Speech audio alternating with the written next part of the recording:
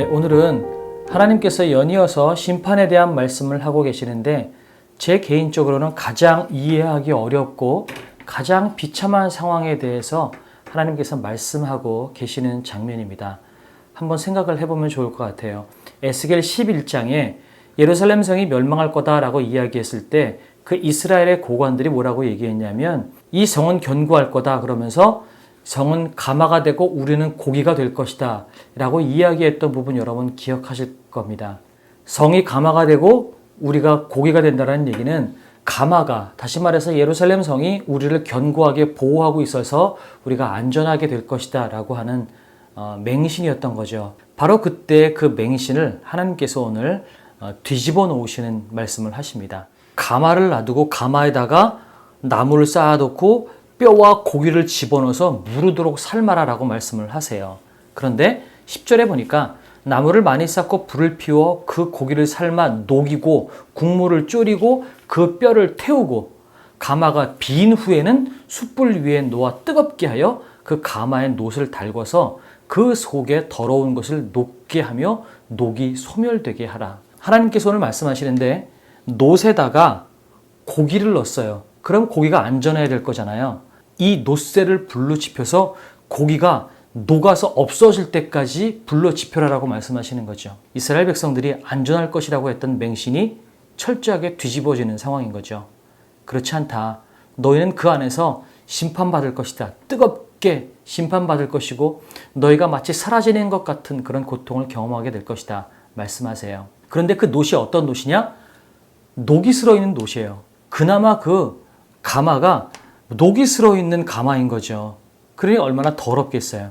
근데 이 가마에 있는 녹을 없애려고 해도 안 없어진다라고 이야기를 하십니다. 그것은 그만큼 너희 예루살렘 성이 그만큼 더러워져 있어서 깨끗하려고 해도 이제는 도저히 깨끗해질 수 없을 만큼 너희들이 패역하고 더러워져 있다라는 말씀을 하시는 거죠. 근데 그 다음이 정말 저로서는 이해하기 어려운 상황이 생깁니다. 인자야, 내가 내 눈에 기뻐하는 것을 한 번 쳐서 빼앗으리니 넌 슬퍼하거나 울거나 눈물을 흘리거나 하지 말며.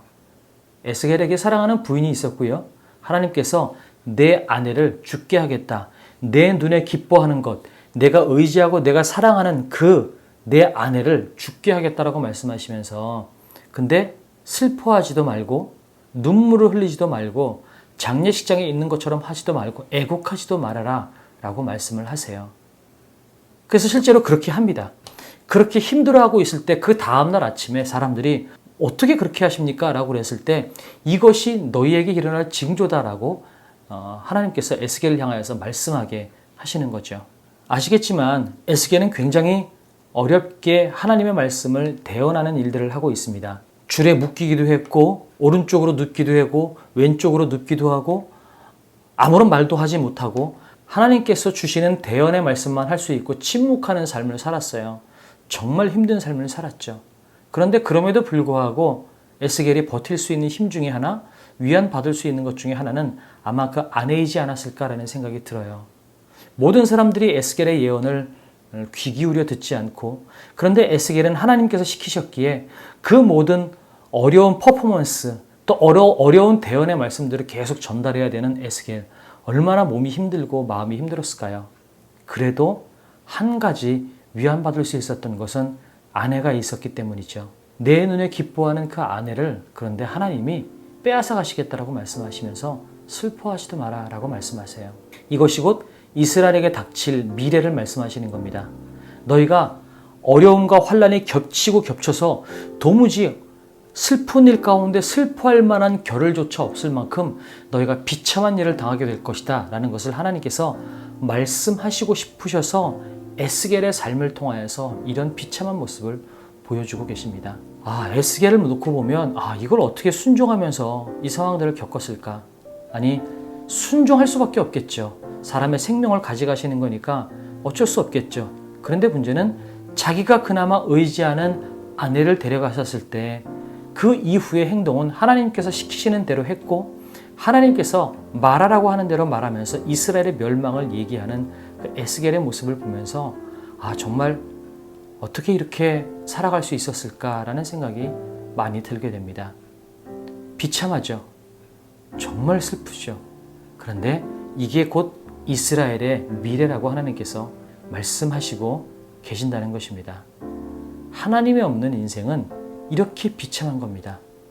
슬퍼하고 싶어도 슬퍼할 수도 없고, 가장 사랑하는 사람조차 빼앗길 수밖에 없고, 어디에서도 의지할 곳이 없는 인생, 하나님이 없는 인생은 이렇게 괴롭고 슬프고 비참한 인생이라는 것을 하나님께서 에스겔의 삶을 통하여서 보여주고 계십니다.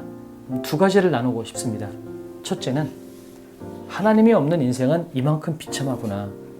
마땅히 기뻐해야 할 때 기뻐하지 못하고 슬퍼해야 할 때 슬퍼하지 못할 만큼 그렇게 비참한 인생이 하나님 없는 인생이구나 라는 것을 알았으면 좋겠고, 또 한 가지는 에스겔의 순종입니다.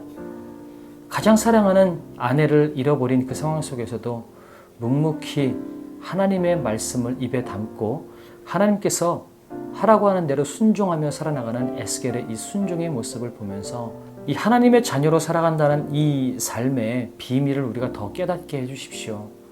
사실 우리의 상식으로는 잘 납득하기가 어렵고 동의하기가 참 어려운 부분들이 있는 것 같습니다.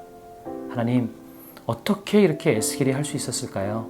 우리가 이렇게 하시는 하나님의 마음과 또한 그렇게 순종하는 에스겔의 그 순종을 우리가 이해하고 본받을 수 있도록 주님 도와주십시오. 이것이 오늘 우리의 기도가 되었으면 좋겠습니다. 우리 기도할까요? 사랑의 주님, 하나님께서는 하나님이 없는 백성은 가마 속에서 녹아들어가는 고기처럼 그렇게 비참한 삶을 살아가게 될 것이고, 또한 부인을 잃었음에도 불구하고 애통하고 슬퍼할 수 없었던 에스겔의 삶처럼 하나님이 없는 인생은 그렇게 괴롭고 슬프고 비참한 인생이라는 것을 우리에게 보여주셨습니다. 그럼에도 불구하고 끝까지 하나님께 순종하지 않는 이스라엘 백성들을 보면서 하나님, 우리는 그렇게 살지 않도록 스스로를 깨어서 하나님을 따라가는 삶을 살아갈 수 있도록 주님 도와주시옵소서. 또한 에스겔에게 그렇게까지 힘든 자리로 내모시면서까지도 이스라엘의 미래를 말씀하시고 싶으셨던 하나님의 그 마음, 그리고 사랑하는 아내를 잃고도 울 수 없었던, 그러면서도 하나님의 말씀에 순종했던 그 에스겔의 삶을 보면서 참 그 영성의 깊이와 그 높이가 우리가 감당할 수 없다라는 것을 깨닫게 됩니다. 우리가 그 하나님의 마음을 알게 하시고 그 에스겔의 순종을 배울 수 있도록 도와주시옵소서. 감사드리며 예수님의 이름으로 기도드렸습니다. 아멘.